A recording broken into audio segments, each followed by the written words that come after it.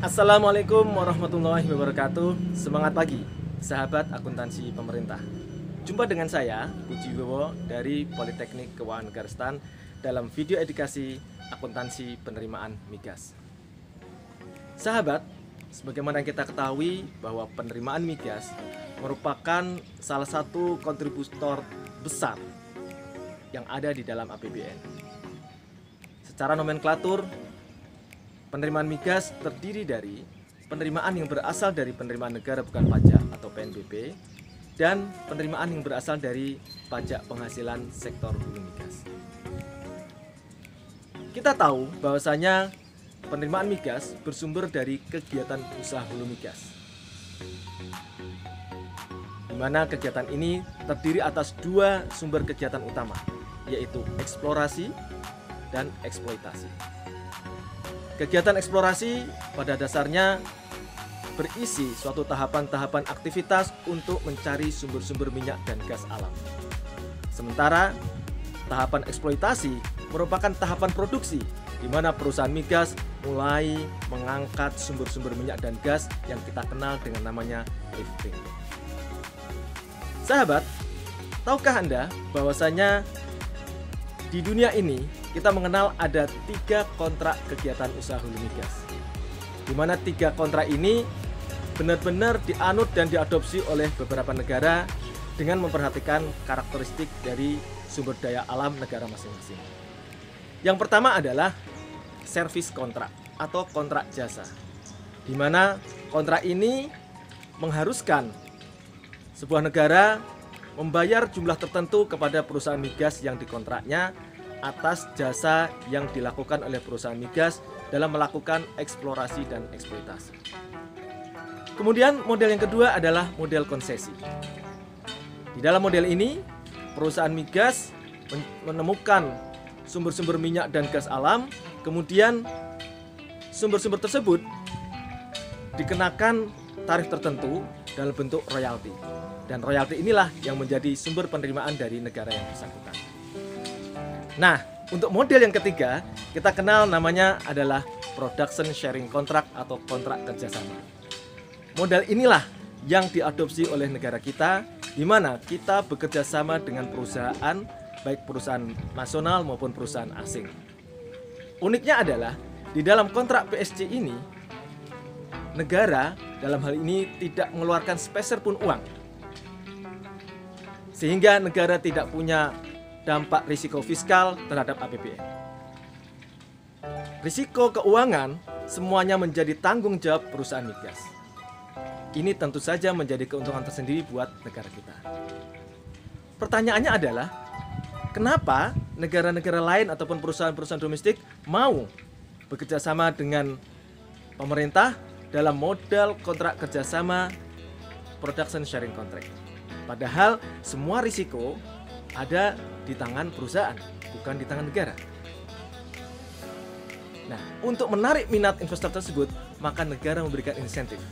Nah, insentif inilah yang menjadi daya tarik tersendiri buat perusahaan agar mau berinvestasi di tanah air kita. Apakah model insentif tersebut? Insentif tersebut pada prinsipnya yang besar adalah insentif perpajakan, di mana setelah sebuah perusahaan itu menemukan sumber migas yang komersil, maka seluruh biaya-biaya produksi dia dari mulai kegiatan eksplorasi hingga tahapan eksploitasi hingga nanti berakhirnya masa kontrak yang selama 30 hingga 50 tahun itu akan diganti dalam mekanisme pengembalian biaya atau yang kita kenal dengan istilah cost recovery. Jadi, perusahaan-perusahaan yang secara keekonomisan berhasil menghasilkan sumber-sumber minyak ataupun berhasil menemukan sumber-sumber minyak dan gas, maka negara akan mengganti seluruh biaya tersebut dari mulai eksplorasi hingga berakhirnya kontrak dalam mekanisme cost recovery. Sahabat, yang namanya cost recovery itu bukan uang tunai ya. Karena cost recovery ini dikembalikan dalam bentuk volume minyak dan gas. Jadi negara pun tidak mengeluarkan sepeser rupiah pun dalam hal pengembalian cost recovery. Dalam hal ini, bagian atas lifting minyak dan gas bumi kontraktor akan ditambahkan ya. Jadi mereka akan mendapatkan tambahan berupa lifting yang diambilkan dari perhitungan cost recovery. Jadi sahabat, Untuk itulah kita ingin menyelami lebih dalam bagaimana perhitungan hak-hak negara dari kegiatan usaha hulu migas. Ada satu hal yang penting tadi yang sudah kita kenal, yaitu cost recovery. Ini juga menjadi salah satu faktor penting di dalam penerimaan migas kita. Di dalam kontrak kerjasama production sharing, hak-hak negara pada prinsipnya dapat kita bagi menjadi dua bagian, yaitu hak negara yang berasal dari penerimaan negara bukan pajak dan hak negara yang berasal dari perpajakan. Lifting migas yang diangkat atau diproduksi oleh perusahaan migas pada hakikatnya ketika berada di perut bumi hingga berada di titik serah itu tetap menjadi sepenuhnya hak negara, menjadi milik pemerintah. Nah, ketika titik serah inilah titik di mana kita membagi bagian antara lifting bagian pemerintah dengan lifting bagian kontraktor. Disitulah sudah mulai pembagian hak antara pemerintah dengan kontraktor. Dari hasil lifting ini kemudian dijual kepada para pembeli, maka negara mendapatkan bagian yang kita sebut dengan cikal bakal PNBP. Kenapa bisa disebut dengan cikal bakal PNBP? Karena lifting migas bagian negara yang dijual belum sepenuhnya menjadi hak negara. Kita harus mengurangkan kewajiban-kewajiban pemerintah yang merupakan janji kita untuk memberikan insentif fiskal kepada perusahaan-perusahaan kontraktor migas. Setelah dikurangi dengan kewajiban-kewajiban perpajakan tersebut, maka hasil netonya itulah yang akan disetor ke kas negara sebagai penerimaan negara bukan pajak. Nah, yang kedua adalah bagaimana pemerintah bisa mendapatkan hak negara dari sektor perpajakan. Maka pemerintah akan mengenakan tarif pajak penghasilan pasal 25 dan pasal 26 untuk lifting migas bagian kontraktor. Jadi atas lifting migas bagian kontraktor, kontraktor tersebut wajib menyetorkan PPh migas PPh pasal 25 dan PPh pasal 26. Apa PPh pasal 25 dan PPh pasal 26 tersebut? PPh pasal 25 adalah corporate tax, yaitu pajak penghasilan atas penghasilan badan. Itu PPh pasal 25. Sementara PPh pasal 26 adalah PPh atas dividen, yaitu pengenaan pajak kembali atas laba bersih yang sudah dikurangkan dengan PPh badan. Nah, dalam hal ini seolah-olah terdapat dua tarif pajak, yaitu corporate tax dan dividend tax.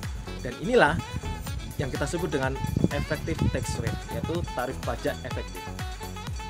Bagaimana kita mengetahui tarif pajak efektif? Sebagai contoh, kalau kita menerapkan pajak badan, PPh badan sebesar 30%, maka atas 70% sisa penghasilan yang belum kena pajak tadi, setelah dikenakan pajak, akan dikenakan lagi pajak PPh dividen sebesar 20%. Maka 20% dikalikan 70% akan menghasilkan angka 14%. Itulah dividend tax. Corporate tax 30% ditambah dengan dividend tax 14% berjumlah 44%, itulah yang kita sebut dengan tarif pajak efektif. Yang itulah yang disetor oleh perusahaan migas setiap bulan dalam bentuk PPh massa yang akan diperhitungkan dalam 1 tahun fiskal, kemudian yang kita kenal dengan istilah PPh migas, baik PPh minyak dan PPh migas.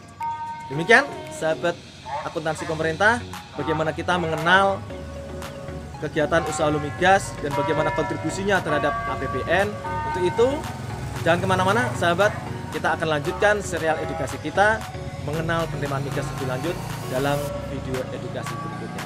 Salam sehat, tetap semangat, jangan lupa bahagia. Assalamualaikum warahmatullahi wabarakatuh.